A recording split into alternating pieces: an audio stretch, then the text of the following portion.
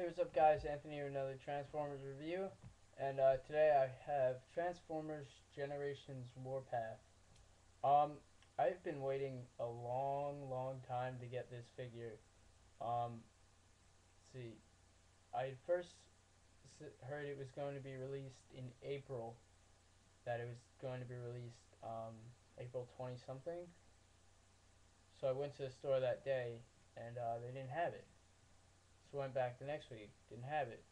So I was like, alright, I'll wait a while. So I went back like 3 weeks, no one had it. And then I went on Hasbro, and it was out of stock. So then I thought to myself, what's going on? And so then last week, I kind of realized that they were, that being that it was BotCon a couple weeks ago, I realized, oh, they're going to release it after BotCon. And sure enough, they did. So I'm real happy about that. He's an H tank. A lot of people don't like the H tank mold. Personally, I don't mind it. I think it's kind of cool, being that it makes everything kind of simple. Yeah. So he's red or maroon, and he's gray and silver, just like his G1 self. Uh, and he rolls. He has some kind of missile launcher, a bunch of clip points, and a actual missile right here. And how you work that missile is, and I just fired it. Yeah, it's like kind of like a hair trigger missile. It's not like you push down like you would think. You actually pull it, or you don't push it down or anything. You actually pull this little lever back, and it shoots. And it shoots with a lot of force too. Um, when you guys saw I accidentally fired it, it just shot across my laptop. Yeah. So here he is, and here he is next to G1 Warpath. Wow. Look at the size difference. Um, this is the first, either the first Warpath we've had since him, or the first Warpath we've had in a really long time. Because I don't ever remember seeing an actual Warpath toy. I've seen him in War for Cybertron, but not as a toy. And I really like this. Let me just go ahead and transform G1 Warpath up to the side real quick.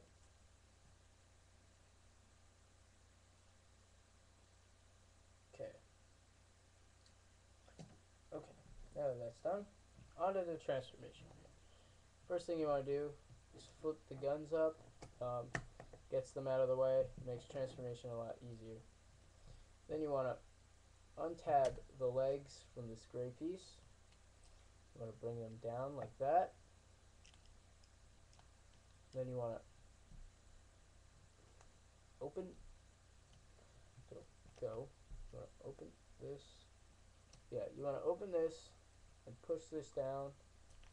Close that back up and rotate that forward like that. So once again, open, pulls down, put down, close, and rotate. Now Warpath stands. Then take this gray piece right here, and you want to fold that in. And there's a little tab on it, and there's a hole in there, and you want to get it to tab in. You'll hear it snap, and when it does that, you push down the chest, and it'll lock in. And if you don't do it right, the chest won't go in, and it will look funny. Okay, so what you do next is you open these panels right in the back on this right here, like that. Hold down the arm, and if you can,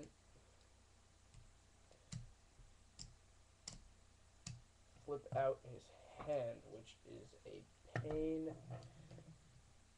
It is a pain, and it's really hard to do. Alright, that hand doesn't usually work for me. This one usually works. And that one, there that one goes. Once you get the hand out, just close the panel up. Alright, there it is. Alright,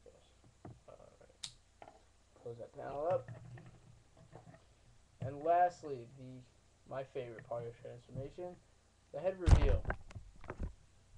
Take the cannon, push, and whoa, out comes Warpath's head. And you can re-extend the cannon if you want. Personally, I don't really like the look of that. It looks kind of odd. So I mean, I just kind of close it up all the way, just because that kind of hides it, and it looks pretty nice. Yeah. So here's Warpath in robot mode. So that is firing missile, and hasn't really lost much of anything. He's still got his rockets, except for the clip system points. Those are kind of really weird. They're oddly placed. Like this one's on his leg, and these two are on his arm. I don't really have a clip weapon with me at the time, but if you guys have him, you can try it out yourselves. I don't really want to put any on him because I like him just how he is. Only complaint is the hand. There's a big gap in there, and yeah. As for articulation goes, he gets a full 360 swivel. If you want to count that, his hand moves up and down. No wrist joint, but I guess this kind of substitutes for that. He bends at the elbow, out to the side, 360 shoulder. Head's on a ball joint, goes all the way around. Can't really move it other than that. He's got the panel back there that just kind of moves. See, he's got hip joint, hips on a ball joint, swivel thing on his thigh, knee joint. Yeah, and his feet kind of go up and down a little bit. Oh, and oh no, he doesn't have a waist joint. I thought he had a waist joint. No. I'd like it if he had one. That'd be kind of cool. Yeah. So, comparison. Here's next to G1 Warpath. And look at the size difference. But what I want to point out is they have a lot of similar qualities. You can tell they were based off of each other, though. Let's see. They got that whole cannon thing going on. The head. There's the G1 head. There's his new head. It's like the same exact head, except this one's more detailed. Got the treads on the arms. Treads on the arms. Got little silver bits on the shoulders. Little gray bits on the shoulders. Treads for feet. Treads for feet. This one says his two catchphrases on the side. I forgot to point that out. That is supposed to say Zowie, and this one, right? This one is Kapow. If you have ever seen the G1 Warpath or any of the 80s cartoons with Warpath in it, you know those phrases.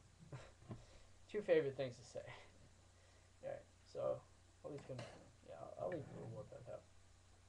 Here he is next to Thrust, just for a size comparison. Because Thrust is the cone head, a little shorter than Thrust, but I'd say about average deluxe, if not a little bit taller. Yeah. And this is actually how I have him displayed on my shelf, just like this, behind him. Announcements. I still don't know when I'll be getting that animated swindle. I will be getting one, though. I will be getting one. Let's see. Oh, on to Warpath. If you see him, I just want to say this. If you see him, buy him immediately. I don't care if there's one, how many are on the shelf. Just grab one. Honestly, this is one of the coolest Transformers I've ever owned. He's got his. Honestly, he's got to run for Sentinel Prime's money. I mean, well, Sentinel Prime's really cool, but he's pretty much the coolest deluxe class figure I've ever owned. Definitely has the most articulation out of all the deluxe figures I have, except for maybe Generations Blur. But again, being that he's just an H-Tank mold, if you've ever seen Armada Megatron, this is pretty advanced for an H-Tank. Yeah, so love Warpath. Pick him up if you see him. Back to the announcements. I'm working on getting an animated swindle. And ever since I saw MGO's, I don't know if any of you guys watch MGO, But ever since I saw Mascot do the G1 Erector review, I kind of get want to get one of those. So hopefully I'll be able to get one. They're not that expensive either. They're all going for about $20 on eBay, which is pretty cool. And I think I'll want to get a G1 Erector mainly because he's little little tiny transformer who has like his own base and everything, which is really cool. So Warpath, if you see him, pick him up. I think Thundercracker and Scourge are the other two guys for the new wave. So if you see Thundercracker and you like the Seekers, grab Thundercracker. If you like Scourge, grab Scourge. So that's it. See you guys next time.